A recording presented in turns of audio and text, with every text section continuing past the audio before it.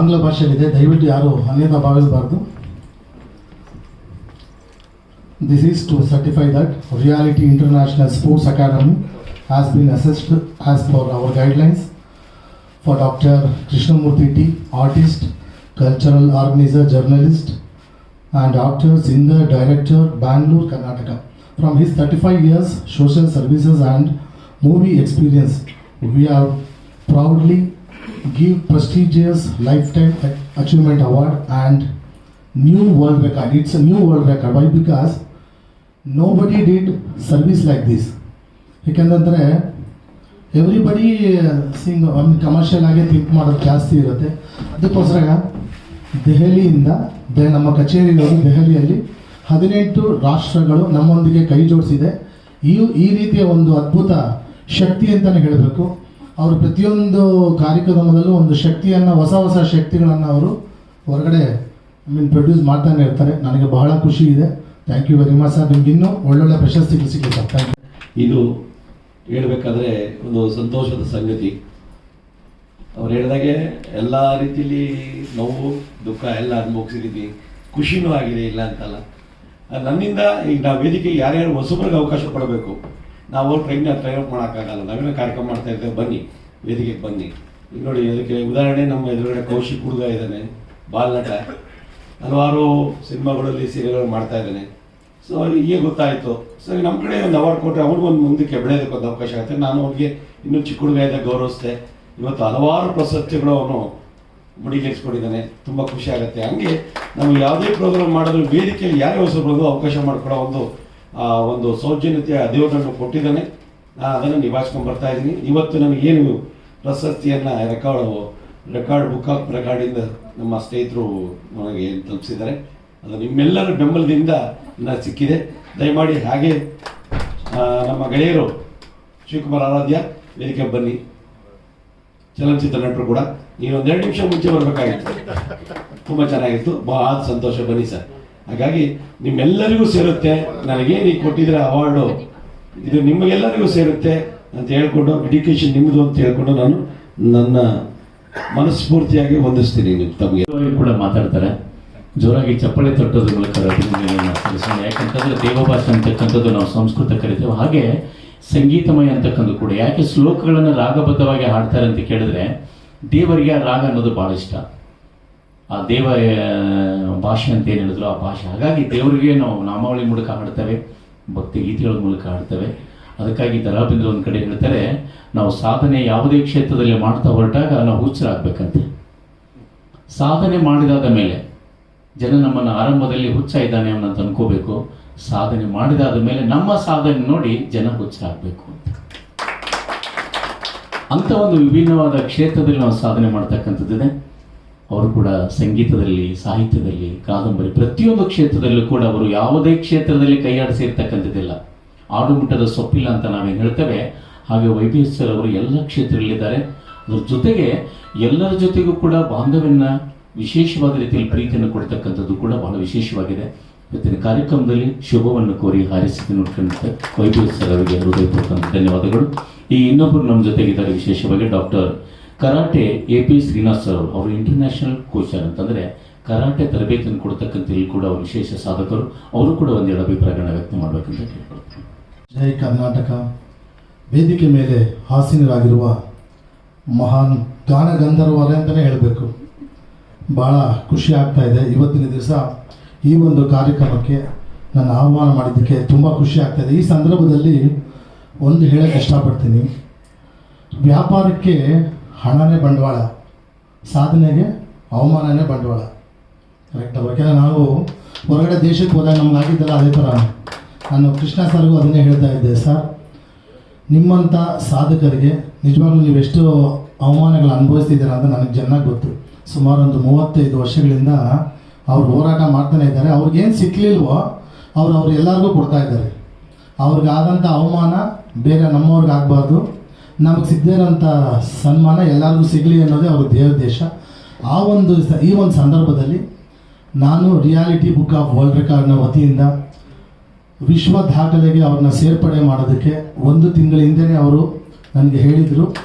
ಖಂಡಿತ ನಾನು ಅದಕ್ಕೆ ಸಿ ಒ ಆಗಿದೆ. ನಮ್ಮ ಆಫೀಸ್ ಬಂದು ದೆಹಲಿಲಿದೆ. ನಮ್ಮದು 18 ಕಂಟ್ರಿಗಳಲ್ಲಿ ನಾವು ಕೊಲಾಬ್ರೇಟ್ ಆಗಿದ್ದೀವಿ. ನನಗೆ ತುಂಬ ಸಂತೋಷ ಆಗಿದ್ದೇನು ಅಂತಂದರೆ ಎಲ್ಲರೂ ವ್ಯಾಪಾರ ಮಾಡೇ ಜೀವನ ಮಾಡಬೇಕಾ ಅಂತ ತಗೊಂಡಾಗ ನಿಜವಾಗ್ಲೂ ಅವ್ರ ಕಾರ್ಯಕ್ರಮಗಳು ಮಾಡೇ ಅವ್ರು ಸಂತೃಪ್ತಿ ಹೊಂದ್ತಾ ಇದ್ದಾರೆ.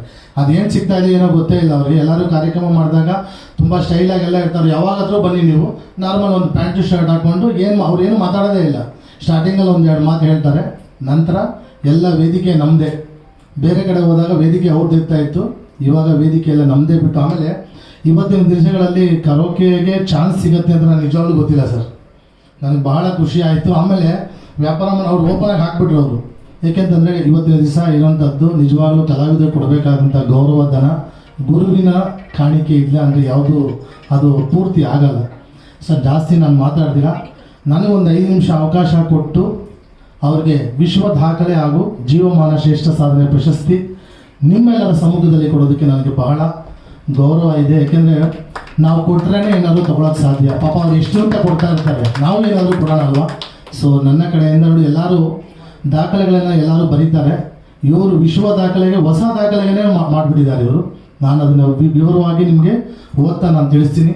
ದಯವಿಟ್ಟು ನಮ್ಮೆಲ್ಲರ ಒಂದು ಆಸೆ ಏನು ಅಂತಂದರೆ ನಿಮಗೆ ಆದಷ್ಟು ಬೇಗ ಕರ್ನಾಟಕ ಸರ್ಕಾರ ಹಾಗೂ ಭಾರತ ಸರ್ಕಾರ ನಿಮಗೆ ಮಾನ್ಯತೆ ಕೊಡಬೇಕು. ಆಮೇಲೆ ಪ್ರಶಸ್ತಿಗಳು ನಿಮಗೆ ಸಿಗಬೇಕು. ಅವ್ರು ಹೇಳಿದ್ರು ನನಗೆ ಗೊತ್ತೇ ಇಲ್ಲ. 75ನೇ ಇಸ್ವಿಯಿಂದ ಅವರು ನಟರಾಗಿದ್ದಾರೆ. ಏನು ಮಾಡಿಲ್ಲ, ಅವರು ಎಲ್ಲ ಮಾಡಿದ್ದಾರೆ. ಏನು ಮೋಸ ಮಾಡಿಲ್ಲ ಅಂತ ಅನ್ಕೋತೀನಿ ಮೋಸ್ಟ್ಲಿ. ಅದೊಂದು ಬಿಟ್ಟು ಮಿಕ್ಕಿದೆಲ್ಲ ಮಾಡಿದ್ದಾರೆ. ತುಂಬ ಸಂತೋಷ ಆಯಿತು ಸರ್. ನಮ್ಮ ಒಂದು ವಿಶ್ವ ದಾಖಲೆನ ನೀವು ಒಪ್ಕೋತೀರಲ್ಲ ಸರ್? ಖಂಡಿತ. ದಯವಿಟ್ಟು ಒಂದು 2 ನಿಮಿಷ ಪ್ಲೀಸ್.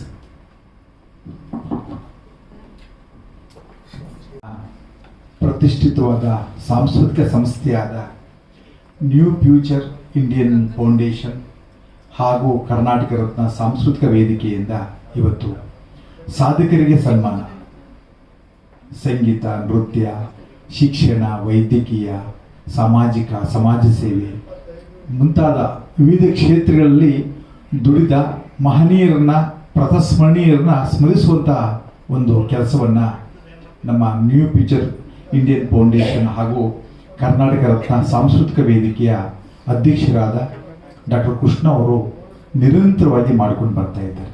ಭಾಳ ಸಂತೋಷದ ಸಂಗತಿ ಇದು. ಯಾಕಂದರೆ ಅವರು ಪ್ರತಿ ತಿಂಗಳು ಇಂಥ ಸಮಾರಂಭಗಳು ಮಾಡ್ತಾರೆ.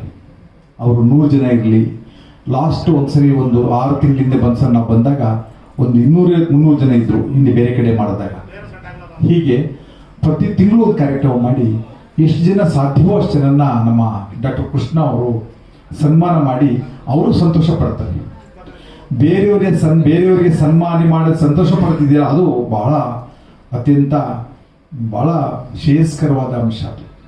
ಈ ಪ್ರಪಂಚದಲ್ಲಿ ಅವರವರೇ ಪ್ರಶಸ್ತಿ ತಗೋತಾರೆ, ಅವರವರೇ ಏನೋ ಖುಷಿಯಾಗಿರ್ತಾರೆ. ಆದರೆ ಇನ್ನೊಬ್ಬರನ್ನ ಖುಷಿಪಡಿಸಿ ಸಂತೋಷವಾಗಿರುವಂತಹ ಒಂದು ಸಾರ್ಥಕತೆ, ಕೃತಾರ್ಥತೆ ನಮ್ಮ ಡಾಕ್ಟರ್ ಕೃಷ್ಣ ಅವರಿಗಿದೆ ಅಂತ ನಾನು ಅದು ಭಾವಿಸ್ತೀನಿ.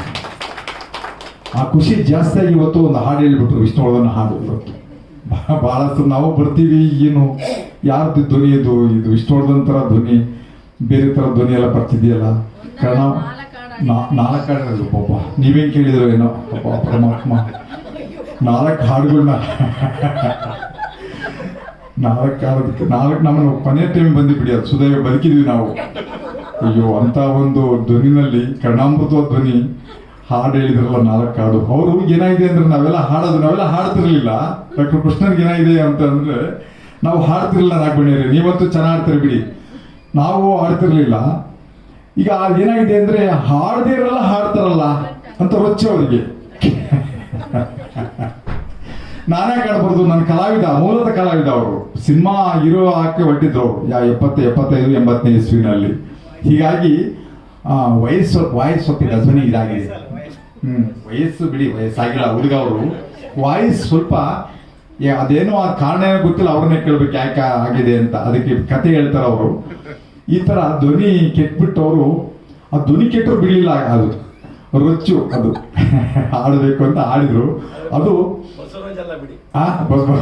ನಮ್ಮ ಸ್ನೇಹಿತರು ಇದ್ದಾರೆ, ಅವರು ಯಾರೋ ಒಬ್ರು ಸ್ನೇಹಿತರು, ನಾವೆಲ್ಲ ಹಾಡ್ತೀವಿ ಅಂತ ಅವರು ಬರ್ತಾರೆ. ರವಿಚಂದ್ರನ್ ಹಾಡುಗಳನ್ನ ಆಡೋದು ಜಾಸ್ತಿ ಅವರು. ಈ ಕಮಾನ್ ಡಾರ್ಲಿಂಗ್ ಅಂತ ಹಾಡುಗಳೆಲ್ಲ ಬರ್ತಾವಲ್ಲ, ಅವು ಅಂತ ರೊಮ್ಯಾಂಟಿಕ್ ಹಾಡುಗಳು ಆಡೋದು. ಆದರೂ ಹಾಡೋದಿಲ್ಲ, ಓದ್ತಾರೆ. ಓದ್ತಾರೆ, ಬೇಡವೇ ಬೇಡ, ಕಮಾನ್ ಡಾರ್ಲಿಂಗ್ ಆ ಥರ ಓದ್ತಾರೆ. ಈ ಥರ ಒಂಥರ ಈ ಸಂಗೀತ, ಸಾಹಿತ್ಯದ, ನೃತ್ಯ, ಈ ಕಲೆ ಇದೆಲ್ಲ ದೇವಭಾಷೆ. ಇದು ಸಂಗೀತ ಅನ್ನೋದು ದೇವಭಾಷೆ. ಬಹಳ ಮನಸ್ಸಿಗೆ ತುಂಬ ಸಂತೋಷ, ಆನಂದ ಕೊಡುವಂತಹ ಒಂದು ಸಂಗತಿ. ನಮ್ಮ ಡಾಕ್ಟರ್ ಕೃಷ್ಣ ಅವ್ರ ಹತ್ರ ಕೆಲಸ ಮಾಡ್ತಾ ಇದ್ದಾರೆ. ಡಾಕ್ಟರ್ ಕೃಷ್ಣ ಅವರು ನಾನು ನೋಡಿದಾಗೆಲ್ಲ ನಾನು ಅಂದ್ಕೊಂಡು ವಿಷ್ಣುವರ್ಧನ್ ಅವ್ರನ್ನ ನಾನು ಅಂದ್ಕೊಳ್ತೀನಿ, ನೆನಪಾಗ್ತಿರುತ್ತೆ ನನಗೆ. ಸತ್ಯ, ನಾವು 1992ರಲ್ಲಿ ಜಯಸಿಂಹ ಶೂಟಿಂಗ್ ಟೈಮ್ನಲ್ಲಿ ವಿಷ್ಣುವರ್ಧನ್ ನೋಡಿದೆ. ಅದೇ ಥರ ಕ್ರಾಪ್ ಕಟ್ ಅವರು, ಕ್ರಾಪ್ ಎಲ್ಲ ಅದೇ ಥರ ವಿಷ್ಣುವರ್ಧನ್ ಅವರು ಜಯಸಿಂಹ ಶೂಟಿಂಗ್ ಟೈಮ್ನಲ್ಲಿ. ಅದಕ್ಕೆ ಕ್ಲಾಪ್ ಮಾಡೋದಕ್ಕೆ ರಾಜ್ಕುಮಾರ್ ಬಂದಿದ್ರು. ಇಬ್ಬರು ನೋಡುವಂಥ ಸುದೈವ. ಬಹುಶಃ 88, 89 ಸುಮಾರಿಗೆ ಅದು. ಆ ಥರ ನಮ್ಮ ಡಾಕ್ಟರ್ ಕೃಷ್ಣ ಅವರು ಇವತ್ತು ರೊಚ್ಚಿಗೆದ್ದು ಹಾಡಿದ ಕೇಳಿಬಿಟ್ಟು ಮುಂದಿನ ಕಾರ್ಯಕ್ರಮಗಳು ಹಾಡ್ತಾರ ಅಂತ ಅಲ್ಲಿ ಸಂಶಯ ಉಂಟಾಗಿದೆ. ಅದೇ ನನಗೆ ಬರಬೇಕು ಬಾಡಬೇಕು, ಇದು ಯಾರು ಈ ಥರ ಆಗ್ಬಿಡುತ್ತಲ್ಲ, ವೈಪರೀತ್ಯ, ವಿಷಾದ ಸಂಗತಿ, ಇದು ಅಪಸವ್ಯ ಏನಲ್ಲ, ಇದು ಯಾಕೆ ಹೀಗೆ ಅಂತ. ಅದು ಇವತ್ತು ಸಂತೋಷ ಸಂಗತಿ ಇದ್ರೆ ಬಹಳ ಚೆನ್ನಾಗಿ ಹಾಡಿದ್ರು. ನಾಗಮಣಿಯರಂತೂ ಉದಯ ಸ್ಪರ್ಶಿ ಸಂಗೀತ ಅವರಂತೂ ಡೆಡಿಕೇಶನ್. ಚೆನ್ನಾಗಿ ಹಾಡೋದಕ್ಕೆ ನಾವು ಬಿಡಬಾರ್ದು ಅಂತ ಅವರು ಮೈಕ್ ಇಟ್ಕೊಂಡ್ಬಿಟ್ಟಿದ್ದಾರೆ. ಚೆನ್ನಾಗಿ ಹಾಡೋವರೆಗೂ ಕಂಠ ನಾವು ಬಿಡಲೇಬಾರ್ದು ಅಂತ ಇವತ್ತು ಪನಿಷ್ಮೆಂಟ್ ಕೊಟ್ಬಿಟ್ರು ಕೃಷ್ಣಮೂರ್ತಿ ಅವರು. ಕೃಷ್ಣಮೂರ್ತಿ ಅವರು